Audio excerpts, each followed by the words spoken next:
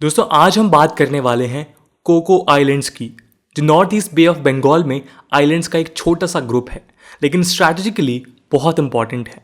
इन islands को Myanmar own करता है, लेकिन 19th और 20th सेंचुरी में कई बार इसकी ओनरशिप बदलती रही है। कभी इसे म्यांमार ने रखा तो कभी ब्रिटिश इंडिया ने। आज भी ये आइलैंड्स म्यांमार के यांगोन रीजन का हिस्सा तो हैं, लेकिन रिपोर्ट्स की माने तो कोको आइलैंड्स को एलिजिडली चाइना ने 1994 से लीज पर ले रखा है। आइए शुरू करते हैं इसकी ज्योग्राफी से।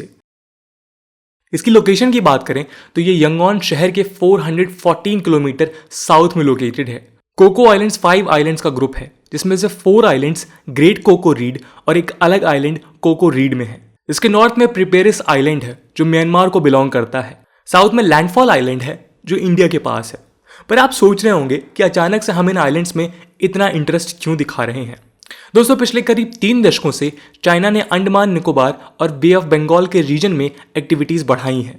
चाइना जानता है कि स्ट्रेट ऑफ मलक्का ही एक रास्ता है जिससे चाइना का मेजॉरिटी मैरीटाइम शिपमेंट होता है। जो देश इसके पास एक्टिव होगा वो मैरीटाइम एक्टिविटीज को मॉनिटर कर सकता है और इससे कंट्री के मेजर इंपोर्ट एक्सपोर्ट ट्रेड पर जब चाहे तब इन्फ्लुएंस डाल सकता है। इसलिए चाइना अपनी प्रेजेंस बे ऑफ बंगाल और म्यांमार में बढ़ाता आया है। 1992 से ही चाइना इन आइलैंड्स पर एक्टिविटीज करता आया है। म्यांमार लेट 1900s में ग्लोबल फ्रंट से कटा हुआ था, जिसका फायदा चाइना ने अच्छे से उठाया और उसे अपना हाथ दिया। चाइना कोको आइलैंड में कई इंफ्रास्ट्रक्चर बना रहा है, जो अंडमान एंड निकोबार से कुछ किलोमीटर की दूरी में है। चाइनीज थ्रेट को डिटेल में देखने से पहले हम नजर डाल लेते हैं इन आइलैंड्स की हिस्ट्री ऑफ चेंजिंग ओनरशिप्स पे। नमस्कार दोस्तों, मेरा नाम है आदर्श और स्वागत है आपका स्टडी IQ में। इन आइलैंड्स का नाम कोको पोर्टुगीज सेलर्स ने 16th सेंचुरी में दिया था। कोको का मतलब कोकोनट होता है। क्योंकि इस आइलैंड्स पर कोकोनट बहुत ग्रो करता है, इसे कोको आइलैंड कहा जाने लगा। इंग्लिश ईस्ट इंडिया कंपनी ने 18th सेंचुरी में अंडमान आइलैंड्स को टेक ओवर किया और 19th सेंचुरी में अंडमान में पीनल कॉलोनी बनाई। इस कॉलोनी के लिए फूड के सोर्स का काम कोको आइलैंड ने किया। ब्रिटिशर्स ने इन आइलैंड्स को बर्मा यानी म्यांमार की जादवेद फैमिली को लीज पर दिया। जादवेद फैमिली रंगून की रिस्पेक्टेड बिजनेस फैमिलीज में से एक थी। कोको आइलैंड्स की रिमोटनेस के कारण उन पर ठीक से गवर्नमेंट काम नहीं कर पा रही थी, इसलिए ब्रिटिश ने इसका कंट्रोल लोअर बर्मा को दे दिया। 1882 में ये आइलैंड्स ऑफिशियली ब्रिटिश बर्मा का हिस्सा बन गए। 1937 में जब बर्मा इंडिया से अलग हुआ तो ये सेल्फ गवर्निंग क्राउन कॉलोनी बन गया और बर्मीज टेरिटरी का हिस्सा रह गया। 1942 में अंडमान निकोबार आइलैंड्स के साथ साथ कोको आइलैंड्स पर भी जापान का कब्जा हुआ, क्योंकि इंडिया ने इस पर कोई ध्यान नहीं दिया। भारत के इंडिपेंडेंस के 1 साल बाद बर्मा को भी ब्रिटिशर से इंडिपेंडेंस मिली। 1948 में Coco Islands Union of Burma का हिस्सा फिर से बन गए। 1959 में जनरल नेविन के इंटरिम मिलिट्री एडमिनिस्ट्रेशन ने ग्रेट कोको आइलैंड पर पीनल कॉलोनी स्टैब्लिश की। यहाँ 1962 कू डिटैट के बाद मिलिट्री गवर्नमेंट इंस्टॉल हुई और प्रिजन को बर्मीज डेविल्स आइलैंड कहा गया। आने वाले सालों में इस प्रिजन को बढ़ाया गया ताकि ज़्यादा पॉलिटिकल प्रिजनर्स को रखा जा सके। 1970 से 1971 में प्रोटेस्ट और स्ट्राइक के बाद प्रिजनर्स को रंगून की इनसेन प्रिजन में ट्रांसफर कर दिया गया। कुल मिलाकर दोस्तों ये आइलैंड्स कई सालों तक एक दहशत भरा आइलैंड बना रहा। जब प्रिजन बंद हो गई तो आइलैंड बर्मीज नेवी को सौंप दिया गया। करेंटली 1994 से पीपल्स रिपब्लिक ऑफ चाइना ने इसे लीज पर लिया हुआ है। हालांकि म्यांमार और चाइना दोनों इस बात को डिनाई करते हैं। चाइना का एक्सपेंशनिस्ट बिहेवियर बहुत लंबे समय से एविडेंट है। इंडियन ओशन में क्रूशल चोक पॉइंट्स पर चाइना नेवल फैसिलिटीज एक्वायर कर रहा है। एक्सपेंशनिज्म का मतलब होता है किसी देश की खुद को एक्सपैंड करने यानी बढ़ाने की पॉलिसीज। लेट 1900s में चाइना ने अपना एक्सपेंशन शुरू किया है, जिसे एक्सपर्ट्स उसकी कम्युनिस्ट आइडियोलॉजी से मिलता जुलता ही मानते हैं। चाइना का ताइवान, साउथ चाइना सी, तिब्बत से लेकर अफ्रीकन कंट्रीज और साउथ एशिया में बढ़ते इन्फ्लुएंसेस इस बात का एग्जाम्पल है कि चाइना इकोनॉमिकली अपने आप को बढ़ाने में कोई कसर नहीं छोड़ने वाला है। इंडियन ओशन में श्रीलंका का हम्बनटोटा पोर्ट एक्सेस दे रहा है। वहीं बे ऑफ बंगाल में चाइना को म्यांमार और बांग्लादेश से एक्सेस मिल रही है, जिसमें म्यांमार से डायरेक्ट एक्सेस है क्योंकि चाइना ने लैंड ब्रिज बना रखा है। यहीं से वो कोको आइलैंड को भी एक्सेस कर सकता है। Indian Ocean Bay of Bengal में ये मिलिट्री फैसिलिटीज न केवल इकोनॉमिक इंटरेस्ट के लिए हैं, बल्कि ये रीजन में स्ट्रैटेजिक प्रेजेंस बनाने के लिए भी हेल्पफुल है।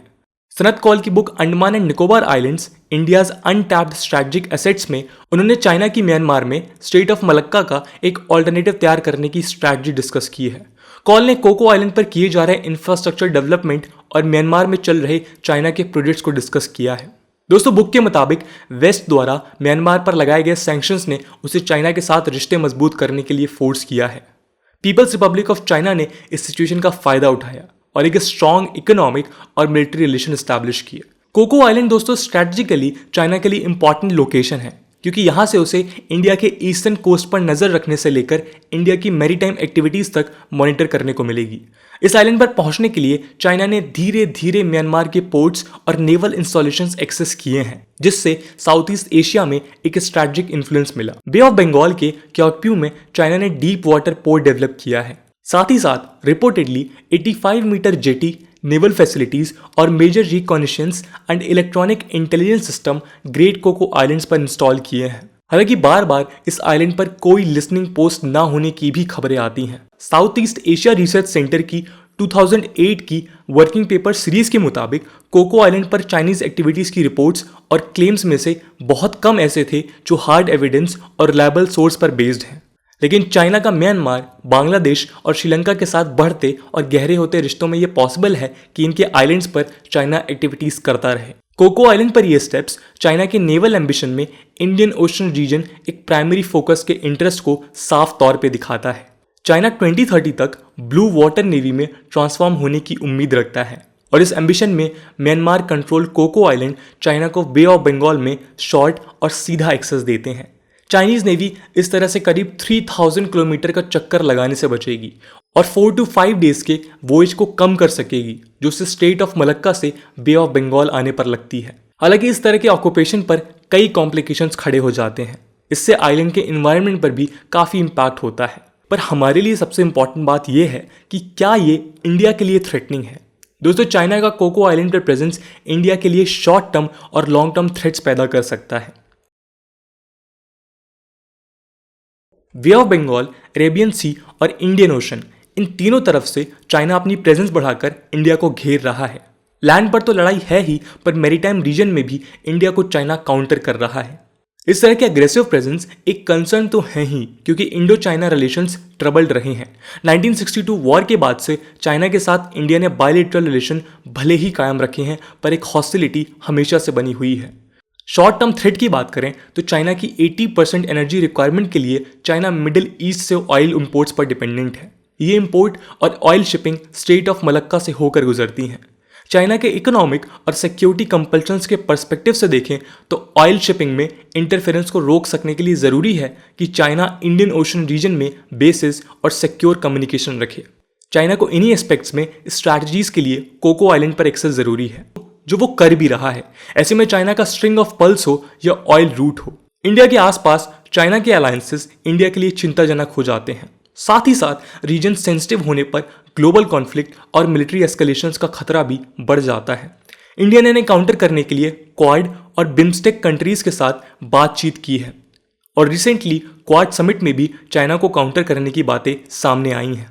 इन ग्रुप्स के अलावा इंडिया के ग्लोबली कई देशों के साथ रिलेशंस और मिलिट्री पार्टनरशिप्स हैं। और सिर्फ इंडिया ही नहीं, जापान और यूएस के साथ साथ ऑस्ट्रेलिया भी चाइना का साउथ चाइना सी से लेकर इंडियन ओशन रीजन में मिलिट्री और स्ट्रैटेजिकल एग्रेशन से परेशान है। अंडमान एंड निकोबार इंडिया का हिस्सा होने के कारण इंडिया को एक बेनिफिट ये है कि काउंटर स्ट्रैटेजीज बनाई जा सकती हैं। दोस्तों, चाइना का लॉन्ग टर्म प्लान उसके ग्लोबल लीडरशिप रोल को सामने रखता है, जिसमें उसका इकोनॉमिक पावर हाउस बनना, मिलिट्री प्रोग्रेस होना और टेरिटोरियल एम्बिशंस शामिल हैं। 2.18 मिलियन स्ट्रेंथ की मिलिट्री के साथ China highest active military personnel रखता है। इंडिया भले ही दूसरे स्थान पर है, पर बहुत दूर है। इसके साथ ही साथ चाइना के पास इंप्रेसिव लैंड, एयर और मैरीन इक्विपमेंट और आर्मामेंट्स हैं। इकोनॉमिकली चाइना तेजी से यूएसए को कैच कर रहा है। साथ ही साथ उसके बेल्ट एंड रोड इनिशिएटिव के अंदर, जिसमें उसने डेड ट्रेड पॉलिसीज के साथ अब तक सफलता हासिल की है, इंडिया के लिए लॉन्ग टर्म इम्पैक्ट से भरे हुए हैं। ऐसे में कोको आइलैंड पर चाइना का बढ़ता प्रेजेंस उसे इंडिया के चारों तरफ का एक्सेस दे देता है और इंडिया के ऑप्शंस को लिमिट करता है। स्ट्रैटेजिक और मिलिट्री एक्सपेक्ट्स के द्वारा दोस्तों एक और डिबेट है जो हमेशा होती रही है, और वो ये कि Coco Island former Indian prime minister Jawaharlal Nehru ने बर्मा को गिफ्ट किया था। लेकिन इसकी सच्चाई क्या है? इस विषय पर दोनों तरफ से बातें होती हैं। कई स्कॉलर्स मानते हैं कि जवाहरलाल नेहरू ने कोको आइलैंड बर्मा को गिफ्ट या डोनेट किया था, जबकि कई मानते हैं कि बर्मा जब ब्रिटिशर से इंडिपेंडेंट हुआ तो ये आइलैंड ग्रुप उसी का था। South East Asia research centre working paper series के मुताबिक जब 1948 में ब्रिटिशर से Burma regained independence, Coco Islands new Union of Burma को मिले। पेपर आगे कहता है कि इंडियन गवर्नमेंट के कई चैलेंजेस के बाद भी कोको आइलैंड एक वेरी लो प्रायोरिटी आइलैंड रहा। यहां तक कि बर्मा ने इंडियन गवर्नमेंट से टेबल आइलैंड पर मौजूद लाइट हाउस को मेंटेन करने के लिए भी पूछा था। हालांकि 1953 में जब इंडियन गवर्नमेंट ने लाइट हाउस लीज पर लेने की बात की तो बर्मीज गवर्नमेंट ने परमिशन डिनाई कर दी। ये चीज पेपर में लिखी हुई है। ये आइलैंड कई सालों तक हांथावेडी डिस्ट्रिक्ट पेगू डिवीजन का हिस्सा था, पर 1970s में control newly created Rangoon division के पास चला गया। पेपर में बताया है कि इसी कारण से 2003 में बीबीसी को दिए डिफेंस मिनिस्टर जॉर्ज फर्नांडिस का स्टेटमेंट है कि प्राइम मिनिस्टर जवाहरलाल नेहरू ने कोको आइलैंड 1950s में बर्मा को डोनेट कर दिए थे and therefore he surrendered a vital strategic asset, जो इनकरेक्ट था। लेकिन कई स्कॉलर जैसे national security studies at the centre for policy research new Delhi के प्रोफेसर भरत करनाथ का मानना है कि जवाहरलाल नेहरू ने कोको आइलैंड गिफ्ट किया था। ये उन्होंने हिंदुस्तान टाइम्स में giving our force the advantage head के अंदर लिखे एक ओपिनियन में बताया है। ये ओपिनियन 2014 में पब्लिश हुआ था। दोस्तों, इस बात पर रिसोर्सेज और लिटरेचर मौजूद नहीं है। यदि कोई रिकॉर्ड्स होंगे तो वो भी बर्मीज और इंडियन गवर्नमेंट्स के पास हो सकते हैं। चाइना का म्यांमार और कोको आइलैंड में प्रेजेंस और ओवरऑल इंडियन पेनिनसुला के आसपास बढ़ता प्रेजेंस कंसर्न की बात है, पर इसके काउंटर मैकेनिज्म पॉसिबल है। For starters, Andaman and Nicobar islands में कुछ रिमोट प्लेसेस हैं जो इंडिया के पास हैं। वहाँ tourism sites long term planning के साथ बनानी चाहिए। एग्जाम्पल के लिए नॉर्थ अंडमान में लैंडफॉल आइलैंड पर एक रिजॉर्ट कोको आइलैंड की ओर फेस्ड हो तो कोको आइलैंड पर होने वाली अनडिजायरेबल एक्टिविटी पर विजिल रखा जा सकता है।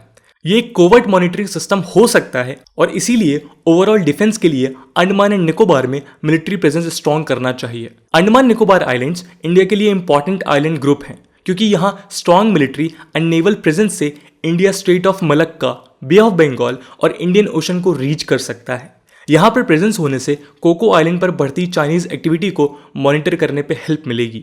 इसके अलावा इंडिया को मैरीटाइम कैपेबिलिटीज बढ़ाते हुए साउथ ईस्ट एशिया में कंट्रीज के साथ प्रोजेक्ट्स और पैक्ट साइन करने चाहिए, जिससे मल्टीलेटरल सपोर्ट भी मिलेगा।